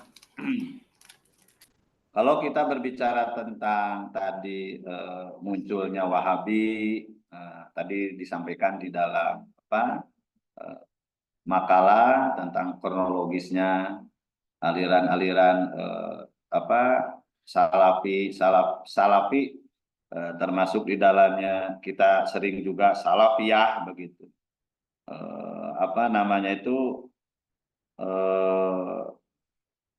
Berkaitan dengan salafi dan salafiyah tadi telah disampaikan kalau dari awal-awalnya itu kan tidak ada kaitan dengan aliran-aliran tertentu begitu kan ya, apalagi dikaitkan dengan Wahabinya itu sendiri. Nah, oleh karena itu tentunya kita harus sedikit tadi disampaikan ya, hanya mengulas saja tentang definisi salaf. Kalau berbicara secara kebahasaan, ya salaf itu adalah tadi disampaikan dalam makalah satu masa yang mendahului masa yang berikutnya. Atau secara terminologis, salaf itu ada 3 kurun ya, tadi disampaikan, maksudnya 3 abad. 3 abad pertama dalam Islam. Kita sering mendengar dalam salah satu hadis yang disampaikan bahwa khairunas warni sumallazi yalunahum sumallazi yalunahum sumayudihu aqwamu tasbiqu syahadah dan seterusnya. Kalau kita berbicara tentang masalah itu, generasi, bahkan kalau kita berbicara tentang salafi, salafi itu adalah generasi yang terbaik. Sering disampaikan di dalam hadis, sebaik-baiknya manusia adalah generasi yang sekurun denganku, kan kata Nabi. Atau kemudian generasi berikutnya, kemudian generasi berikutnya. Nah itu kalau kita melihat dari aspek historisnya tadi yang saya sampaikan dalam makalah. Nah kalau kita berbicara tentang salafi itu adalah sebuah propaganda. Jadi akhir-akhir ini mengapa tren salafi menjadi gerakan salafiyah sehingga menjadi propaganda bagi kelompok tertentu begitu kan ya. Seakan-akan salafiyah itu milik kelompok mereka begitu. Padahal kita pun juga sebetulnya termasuk di dalamnya kan begitu, kalau melihat dasar pemikiran daripada apa itu salafi dan salafiyah sebetulnya kalau kita mengacu kepada hadis yang tadi. Bahkan termasuk pertarungan ideologi gitu kan ya, antara gerakan Wahabi melawan mayoritas umat Islam yang telah menggunakan berbagai pendekatan. Nah itu tadi, kalaulah memang historisnya, sejarahnya munculnya dari mana, pemahaman Wahabi itu kan begitu. Bisa saja itu termasuk pertarungan ideologi antara gerakan Wahabi melawan mayoritas umat Islam. Jadi kalau kita berbicara siapakah itu, apa itu gerakan Wahabi yang menjadi pemikirannya itu dari mana? Kalaulah berbicara dari Ibnu Taimiyah, sebetulnya Ibnu Taimiyah pun juga tidak berpikir seperti tentang pemahaman akidahnya, ya nggak jauh berbeda begitu kan. Nah, mungkin nanti kita pun juga akan berbicara masalah bagaimana ziarah kubur, jangankan sekarang gitu kan. Dulu pun juga Nabi pernah melarang, tapi kan ujung-ujungnya Rasulullah pun juga menyuruh. Yang dilarang itu yang mananya, apakah ziarahnya kan itu, yang formalnya atau realitasnya kan begitu. Ya jangankan masalah ziarah kubur, orang yang sholat pun juga kan, kalau niatnya ingin dapat pujian bisa saja itu perbuatan yang nggak benar kan, padahal sholat secara lahiriahnya. Tapi kadang-kadang kita lebih kepada terjebak pemahaman-pemahaman yang formal atau yang tekstualnya begitu. Tapi kalau kita melihat dalam pemahaman aliran-aliran yang muncul pada akhir-akhir ini, lebih kepada faktor-faktor tertentu bagaimana tadi disampaikan untuk memecah belah umat Islam itu sendiri. Karena secara kos politik kalau Islam diserang secara brutal dalam sejarah itu tidak pernah kita itu adalah mengalami kekalahan ataupun mengalami sesuatu permasalahan yang mohon maaf tanda kutip belum pernah kita mundur dalam satu pertempuran kalaulah memang terbuka. Maka mereka sangat paham Islam itu akan hancur, al-Islam ma'zubun bil muslim. Maka diciptakanlah kelompok-kelompok tertentu untuk mana? Untuk menghancurkan ya yang mayoritasnya itu sendiri, yang punya komitmen sebagaimana Rasulullah itu sendiri. Padahal kita tahu bahwa yang menjadi ikon Rasulullah berdakwah itu kan innama bu'istu liutamima makarimal akhlak. Kan Al-Quran pun juga sering bapak-bapak ketika mau menyerahkan pernikahan gitu kan, ayat itu sering dibaca. Inna khalaqnakum min dzakari wa unsa wa ja'alnakum syu'uban wa qabaila, kan gitu. Di situ kan tidak ikna akramakum dan seterusnya, justru dita'arofu dulu kan gitu. Kalau melihat rentetan ayatnya itu. Allah menciptakan manusia bersuku-suku, berbangsa-bangsa. Tujuannya apa? Lita'arofu, untuk saling mengenal dulu kan. Baru ada ujungnya inna akramakum indallahi atqakum. Jadi penekanan awalnya itu kan silaturahmi dulu. Kan? Dan yang itu yang kita pahami bersama pada saat ini. Lebih kepada pertarungan ideologi antara gerakan Wahabi melawan yang mayoritas itu. Nah, kalau kita berbicara, kok begitu hebat Wahabi itu? Begitu. Nah, mereka itu memiliki pendekatan dalam dakwah, ya kaum Wahabi itu, baik secara politik ataupun secara militer. Kalau kita tahu serangan kaum Wahabi terhadap umat Islam di Jazirah Arab kan berdirinya kerajaan Saudi Arabia. Kan? Itu kan ada sebuah komitmen yang dibangun. Nggak jadi masalah Anda menjadi seorang raja, tetapi ormasnya ini, begitulah kalau bahasa kita. Sehingga paham yang diterapkan di situ gitu kan, itu sudah sangat paten. Makanya tadi katakan dari mana asalnya Wahabi itu tadi telah disampaikan oleh teman kita kan. Yang kedua, secara ekonomi pemberian santunan kepada yang tidak mampu beasiswa, ya karena mereka memang sudah dipersiapkan begitu. Terjadi propaganda di media, tadi disampaikan di media sosial itu ya karena mereka sangat menguasai sampai hari ini. Sampai hari ini, makanya ketika di media sosial itu mereka itu sangat gencar, ya mau tidak mau, ya kita pun juga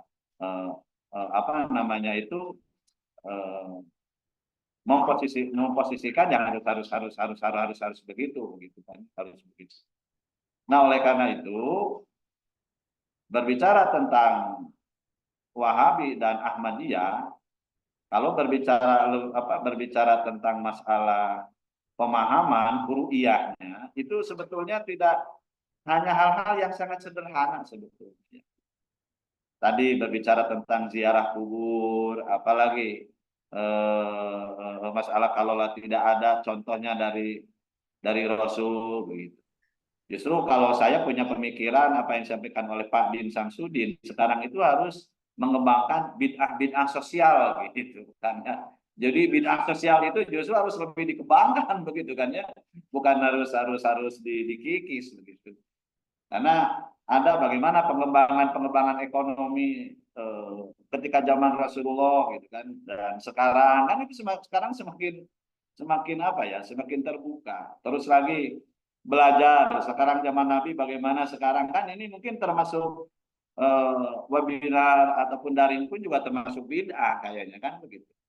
Jadi hal-hal yang dibid'ahkan pun juga sebetulnya kemasannya itu kalau kita menelaah mengamati tadi disampaikan itu tidak menyentuh substansi lah begitu. Tapi justru kita sering terpancing, banyak kelompok-kelompok muslim yang sering terpancing dengan hal-hal yang seperti itu. Dan itu sengaja bagi orang-orang tertentu tadi disampaikan bagaimana umat Islam itu supaya tidak besar. Maka ya isu-isu itulah yang dikemasnya begitu. Isu-isu itulah yang dikemasnya. yang masih sampai hari ini misalnya masih ada yang, ya mohon maaf ya, ada yang kunut dan tidak kunut, usuli dan tidak usuli, jarah dan jarah kubur, itu sampai menukik gitu kan pembahasannya itu. Nah, apakah memang tidak melihat mereka dari aspek sosialnya gitu, dari aspek budayanya, dari aspek kulturnya, apakah iya bertentangan? Kalau berbicara dengan akidah, ya mohon maaf, orang yang melaksanakan ibadah yang sudah jelas panduannya, ya ibadah haji pun juga tidak sedikit mungkin orang yang memang walaupun orang melaksanakan ibadah haji, tidak semua yang orang melaksanakan ibadah haji itu mabrur.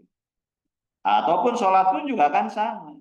Ada saja orang sholat karena faktor terpaksa, apa dan seterusnya. Kalau kita mau digali sampai mendetil, menyentuh kepada realitas daripada ibadah itu sendiri. Nah artinya betul tadi disampaikan bagaimana kita mengemas perbedaan-perbedaan yang diciptakan oleh orang-orang tertentu, karena kita ini Al-Quran pun juga ada ayat-ayat yang mutasyabihat, di situ ada yang multitafsir begitu, ada tergantung sudut pandangnya dari mana, pasti punya pemahaman yang berbeda.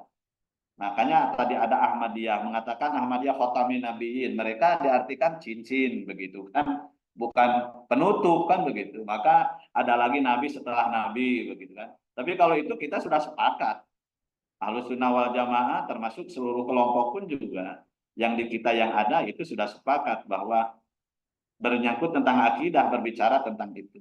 Tapi bukan berarti mereka dikafirkan harus dihilangkan dari permukaan, dari lingkungan kita. Makanya dulu pernah ada, kalaulah berbicara tentang Ahmadiyah, udah berbicaranya di situ agama Ahmadiyah, jangan sampai berbicara Islam. Kenapa? Karena mereka meyakini ada lagi nabi setelah Nabi Muhammad. Itu kan sudah sangat keluar lah. Tapi kalau hal-hal yang sangat sederhana tadi, perbedaan ziarah kubur, ada yang membid'ahkan sampai bertengkar dalam hal yang seperti itu kan sesuatu yang bisa dikemas pemahamannya itu untuk semua orang itu bisa menerima. Kita ziarah kubur itu apa yang dibaca di situ kan mendoakan, tidak boleh di kuburan, ya memang di atasnya kan tidak boleh di sopan, kan kita belajarnya di pinggir kuburan kan begitu. Ya kan kalau ada yang mereka menganggap bahwa ada sesuatu yang dibid'ahkan itu semacam ziarah kubur, termasuk rotiban, termasuk kalaulah tidak ada contoh dari Rasul, kullu bid'atin dolalah wa fi dolalatin finar begitu kan. Mereka kulnya itu mungkin bisa saja menafsirkan kata santri kul bimana jamin, keseluruhan gitu kan. Tapi kalau kita kan di pesantren kan macam-macam, ada kul bimana juz'in kan gitu, ada bimana jamin kan begitu. Hal-halnya kan dari ayatnya kan dari situ. Gitu kan. Bersentuhan murid laki-laki dan yang bukan murid dengan perempuan bisa membatalkan dan tidak, ayatnya itu. Cuma sudut pandang ilmu yang dia pahami mungkin termasuk kerangka berpikir imam atau tokoh yang kita ikuti kan gitu. Itu kan punya pemahaman penafsiran yang berbeda. Makanya ketika kita mempelajari mohon maaf Ahlus Sunnah wal Jamaah, ya kita pun juga harus paham sekali tentang kerangka berpikir Ahlus Sunnah wal Jamaah itu yang bagaimana. Kerangka berpikirnya Mu'tazilah itu bagaimana? Kerangka berpikir Khawarij itu bagaimana? Ketika kerangka berpikirnya Wahabi itu bagaimana? Kerangka berpikirnya Ahmadiyah itu bagaimana? Berkaitan dengan akidah, dengan amaliyah gitu. Ataupun berkaitan dengan hal-hal yang lain. Nah sekarang banyak orang yang fanatik kelompok tertentu, tetapi dia tidak tahu secara utuh kerangka berpikirnya. Akhirnya banyak juga yang fanatik terhadap kelompok tertentu, padahal dia sendiri tidak paham terhadap pemahaman kelompok itu. Akhirnya terjadilah di antara kita saling menyalahkan karena ketidaktahuannya. Nah, bagaimana salafi sebuah propaganda tadi? Jadi akhir-akhir ini sering terjadi bahwa salaf itu menjadi gerakan salafiyah, menjadi propaganda kelompok tertentu. Kenapa? Karena tadi itu pertarungan ideologi kan. Pertarungan ideologi. Sehingga pendekatan pakai itu mungkin karena gerakan itu menggunakan propaganda nama Salafi dan Salafiyah, karena setelah berbagai propaganda itu tidak menutup kemungkinan menjadi kegagalan. Ya mohon maaf, ini dulu kan di kita pun juga ada Islam Jamaah, Islam A, B, C, dan seterusnya gitu. Ya mohon maaf, saya juga pernah bersilaturahmi ke mana, ke LDII. Kenapa terjadi innama musyrikun najasun, itu diklaim dulu itu begitu. Sempat saya ditanyakan bahwa yang namanya orang musyrik itu najis, selain kelompoknya itu adalah najis. Nah, sehingga setelah ngobrol-ngobrol itu dalam rangka membingkai jamaah yang awam supaya jangan keluar daripada kelompoknya gitu. Maka didoktrin bahwa selain kelompok kita itu adalah kafir gitu. Ya mohon maaf, ini mungkin ada teman-teman kita pun juga yang pernah aktif ya saya sempat silaturahmi dengan kelompok tertentu yang mengkafirkan kalau tidak ikut kelompok ini. Jadi bukan hanya kelompok di kita ini, banyak sebetulnya kalau kita mau masuk begitu.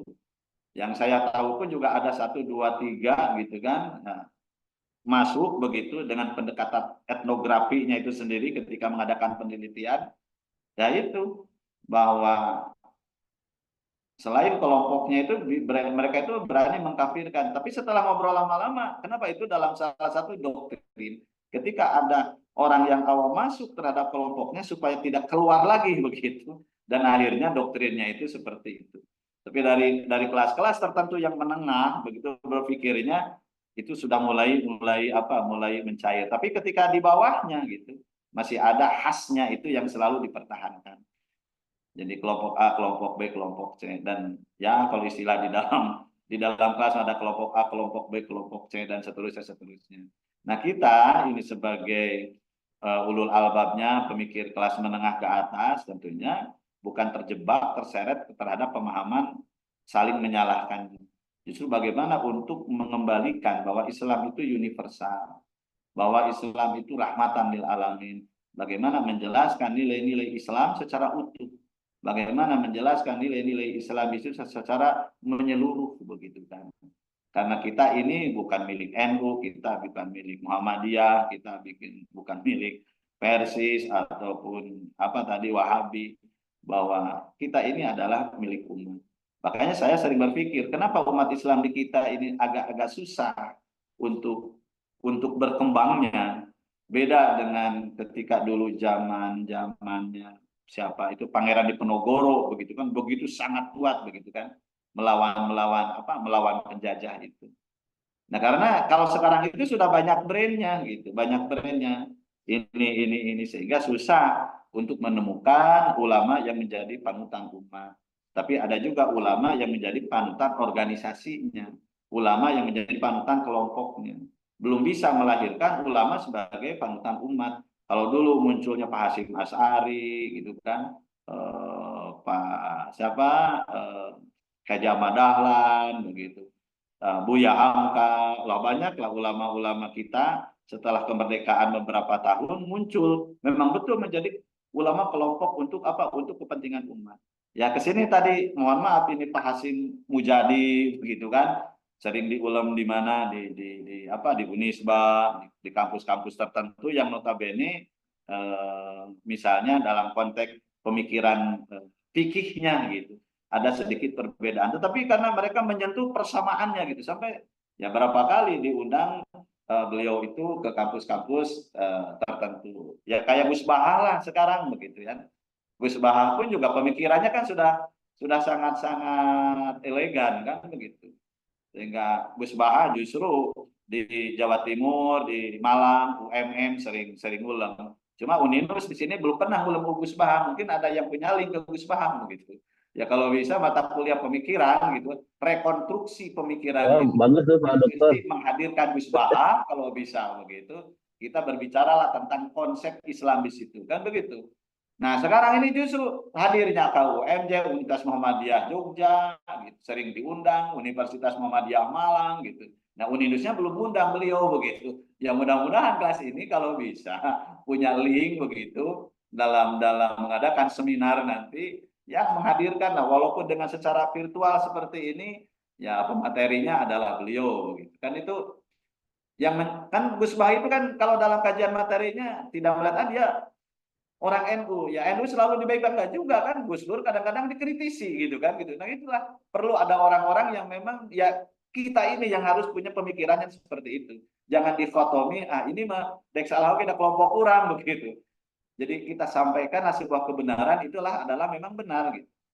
Dan kalaulah muncul generasi-generasi yang seperti itu, insya Allah akan kembali sebagaimana Islam itu rahmatan lil alamin, Islam itu yang universal gitu kan. Islam itu ketika siapa tuh yang dari non muslim itu yang pendeta itu yang diwawancarai oleh podcastnya Roma Irama, ketika ditanya Yahya Wauni siapa tuh ya, nah, beliau itu kan kenapa masuk Islam itu tertariknya itu bukan Islam itu ada berserah diri, Al-Quran itu kebenaran. Nah itu kan saya ahli dalam teologi, dia doktornya doktor teologi khusus mempelajari tentang Islam dan Kristen gitu, bukan itu. Tetapi ketemu dia dengan seorang orang tua pedagang ikan gitu, pas ditanya apa itu Islam gitu, jawaban beliau, Islam itu adalah bagaikan lautan, Islam itu adalah bagaikan dunia, bagaikan hutan lautan, di dalamnya tuh macam-macam dan tidak bisa dijelaskan satu-satu. Baru dia berpikir gitu.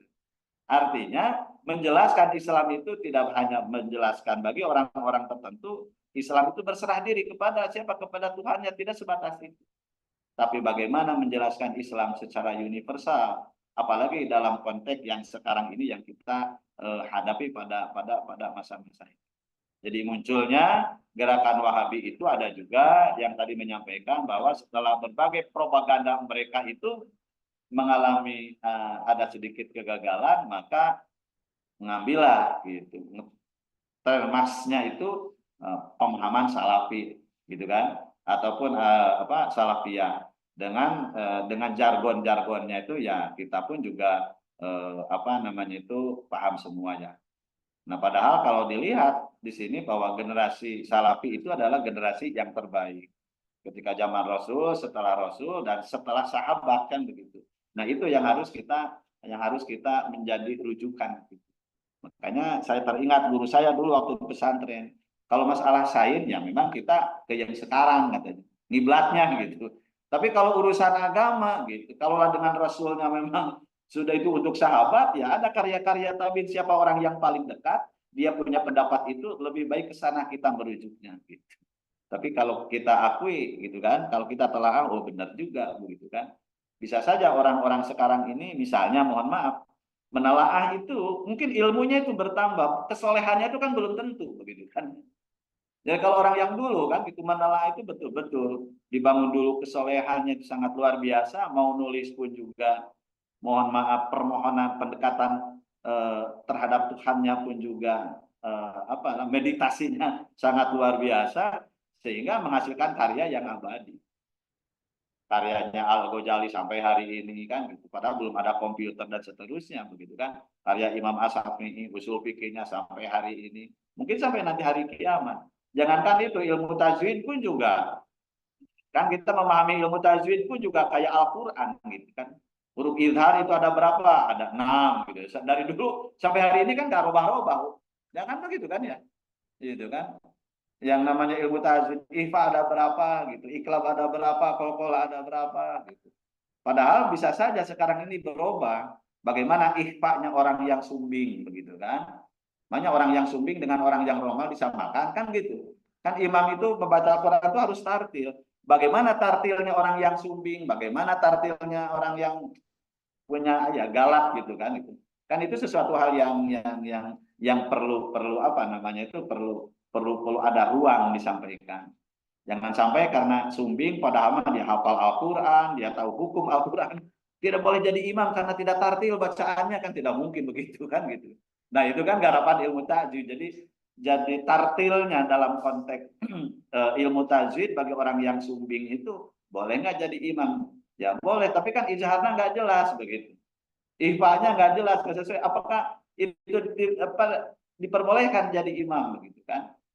Kalaulah berbicara tentang boleh jadi imam, jadi ukuran tartil itu tentunya bisa sedikit banyak ada sebuah perubahan. Jadi semakin ke sini memang ada perubahan. Tapi kan yang dasarnya kita alhamdulillah ada Quran dan hadisnya. Nah, memahami Al-Quran dan hadis itu semuanya pun juga sumbernya dari situ, tetapi ada yang tekstual, ada yang kontekstual. Jadi kita pun juga kayak bapak-bapak nih yang hadir pada kesempatan ini, memahami satu permasalahan berbeda pasti. Dulu ketika kita misalkan sebut lagi di SMA, nah kan sekarang sudah kuliah S2, objeknya sama, tapi ketika memahaminya itu pasti berbeda. Sesuai dengan perkembangan ilmu pengetahuan yang kita dapatkan, termasuk kedewasaan kita berpikir. Nah, dalam Islam pun juga sama, kita harus apa ya? Harus banyak membaca, banyak menelaah, dan ilmu bukan hanya dijadikan ilmu, bagaimana ilmu itu dijadikan sebuah, meningkat lagi menjadi sebuah hikmah gitu kan, antara ilmu, antara hikmah, apalagi berbicara thariqah syariat, hakikat kesananya itu lain lagi permasalahannya. Sekarang ilmu dijadikan sebuah ilmu, bagaimana ilmu dijadikan sebuah hikmah di dalam kehidupan. Itu kan perlu ada sebuah apa ya, penelaahan yang sangat dalam, dan tidak bisa ilmu sebagai sebuah ilmu gitu kan menjadi sebuah hikmah. Karena kalau ilmu menjadikan sebuah hikmah, selain kita belajar tentang keilmuan, kita pun belajar harus meningkatkan nilai-nilai kesolehan kita. Itu mungkin yang bisa saya sampaikan. Jadi pada intinya, kenapa muncul dogma-dogma seperti itu? Mungkin dari aspek pemahaman itu tadi telah disampaikan. Yang kedua, bisa saja propaganda dari orang-orang tertentu ingin memecah belah umat Islam itu sendiri. Makanya kita punya kewajiban bagaimana untuk mempersatukan kembali bahwa kita lahir ke alam dunia ini tiada lain li ta'arufu, untuk saling mengenal. Baik, Pak. Terima kasih. Itu saja mungkin yang bisa saya sampaikan. Sekian, terima kasih. Assalamualaikum warahmatullahi wabarakatuh. Waalaikumsalam warahmatullahi wabarakatuh. Alhamdulillah kita sudah berada di akhir sesi diskusi mata kuliah rekonstruksi. Izinkan kita tutup dengan pantun Pak Dokter ya. Pergi ke Riyadh dengan Bu Tati membeli ikan dan emas 24 karat. Pak Dr. Iyad yang kami hormati, semoga ilmu yang diberikan bermanfaat dunia akhirat. Amin. Amin. Pak Ustadz awal nih kita jadikan host abadi nih. Alhamdulillah. Mari kita tutup dengan baca hamdalah bersama-sama. Alhamdulillahirabbil alamin. Alhamdulillah. Wa bihamdika asyhadu an la ilaha illa anta wa atubu ilaik. Semoga Pak Dr. Iyad sehat selalu dan juga Allah Ta'ala berikan keberkahan dalam hidupnya. Amin. Ya Allah ya Rabbal alamin. Sampai berjumpa di pertemuan berikutnya. Assalamualaikum warahmatullahi wabarakatuh. Waalaikumsalam.